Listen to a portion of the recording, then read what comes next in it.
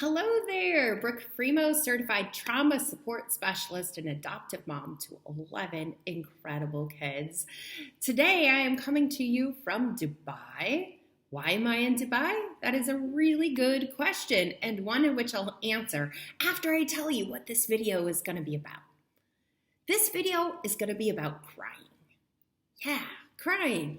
You see, crying is a response. It's a response to something that's going on inside of the body.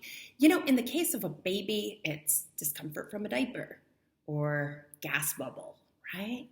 Or it's I'm hungry, or I really could use being held and cuddled and nurtured. Something on the inside is going on that causes crying on the outside, right? Crying is something that we're always around, whether it's because of babies, whether it's because of our kids and the things that they're going on. But I want to know, is it okay to cry? Is it okay for a 3-year-old that doesn't get what they want to cry? Is it okay for a 10-year-old that doesn't get what they want to cry? Is it okay for you as an adult who's in a struggle to cry? And what is the response to that cry? Before we get to that, let's go back to why I'm in Dubai, because it's all going to tie together and make a ton of sense. You see, I am here because I have 2 kids that are adults. They're in their mid-20s, and they live in Ethiopia. Well, they did. They never got U.S. visas to come to the United States. And so with civil unrest becoming a huge thing in Ethiopia this past year, it's been going on for a couple years, but it got close to the capital and it really became a situation where I didn't feel my children were any longer safe in Ethiopia and that the opportunity was limited. So we moved them to Dubai. Think of them as like war refugee type stuff, right? And my son, he brought with him his wife, who at the time was early in her pregnancy. So now they're in Dubai and it's time for mom to go into labor. And so I flew here and I've been blessed and honored to be able to come alongside them and support them in starting their family in a place that has so little knowledge and support of who they are, right? It's been beautiful and really hard. Really hard. So much has not gone according to plan, but I have myself the most beautiful little Abisha granddaughter. Abisha is what the Ethiopians call themselves. So she's just beautiful, head full of hair, full appetite. And you know what she does? She cries when there's something that she needs. And do you know what we do in response? We try to meet her needs and we nurture her and we go shh, shh, shh, shh, shh, shh, shh, right? Bounce her and pat her, give her a bottle. And what we learn is that there's different kind of cries. How many of you guys know that, right? Different kinds of cries. There's the hungry cry. There's the I am so mad cry. I got that one in the middle of the night because she peed on herself in the middle of changing a diaper. And somehow that was my fault. So she was really upset. You know what I'm talking about, right? If you've had a baby around, you know what I'm talking about. And certainly the question, is it okay for our kids to cry? I think most of you are trauma-informed. If you're an adoptive parent, you're typically somewhat trauma-informed, right? And so you know that the answer, if I were to ask you and call on you, you'd say, yeah, it's okay. Crying is okay. And yet, I just wonder, what's your history around that? I know for me, when I was a child, sometimes it was like, oh, don't cry, don't cry. I would fall, I would hurt myself, I'd be scooped up, they would be dealing with my owie and tell me, it's okay, baby, it's okay, baby, don't cry, it's okay, right? When it's like, no, it's not okay, it hurts. But I was told, right? Or what about when you're in the backseat of the car and you're just disappointed because you feel like an injustice has been done? I know between me and my brother, we would be going at it in the back seat. It would be like, shh. I'm like, but you don't understand. I didn't do this. My brother's doing it to me. It's so unfair. And I would start to cry. And it would be, knock it off. I'm going to give you something to cry about. What did that mean? I don't know. In my house, it meant, listen, you have no excuse for crying. Turn off the waterworks or expect a spanking. And then I'll listen to you cry. So that's what I grew up with. And then when my children fall and get hurt, it's intuitive to say, oh, shh, don't cry, it's okay.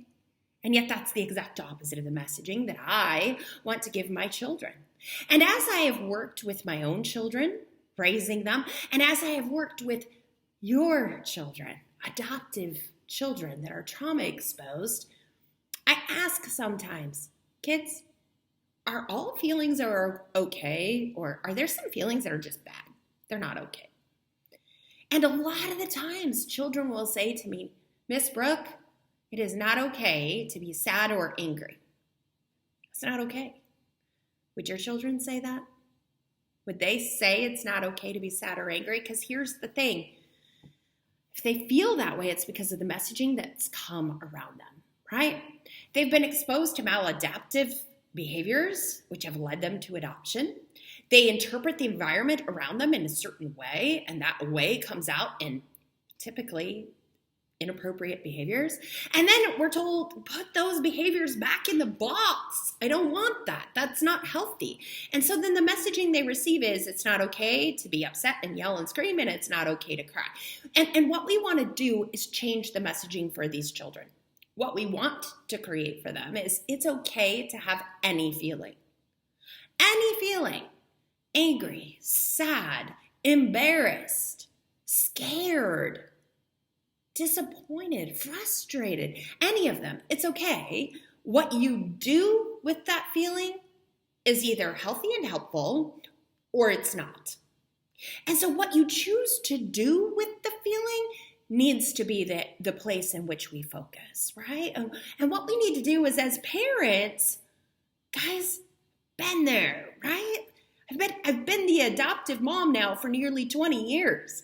And so as we look back, I'm like, ooh, I sure did mess up, right? Because he didn't know then what I know now. I wasn't certified. I didn't have years of private practice behind my belt. And therefore, I was responding to what was going on around me, and I couldn't understand all of the blah that had blown up in my household. So my responses weren't always good. And so the first thing we have to do is recognize that when we aren't responding emotionally in healthy ways, we can't expect our children to. We're far more mature than our children. We have a greater understanding, and typically we have less trauma, even though they've brought a lot of it into our home. And so we've got to learn what to do with our fear, with our sad, healthy ways for us to process those things, right? And then we've got to take these kids with the maladaptive skill sets that are constantly in fight or flight mode or freeze, and we've got to get them to focus on, hey, listen, instead of trying to control the entire environment around you, you need to learn to control yourself. Because right now, your feelings are in charge of you. You are not in charge of yourself. So if you really want to be in control, it's learning to control your body. And from there, you get to participate in family and in life. But we've got to learn how to take those big feelings and do something that's healthy and helpful, right? And that's what I do at Journey University. I walk through this with systems and tools and strategies and things called pivots. Pivots are where we customize for your family because every child pushes in different ways. They have different skill sets and a different interpretation, and therefore their maladaptive skill sets function in different ways. And so what we've got to do is get our kids to take a look at themselves and say, okay, I'm sad. I need to cry. I need to scream. I need to something, but I need to do it in a way that's helpful and healthy, that's not tearing down the family and breaking apart our relationships. I need a healthy way to process this.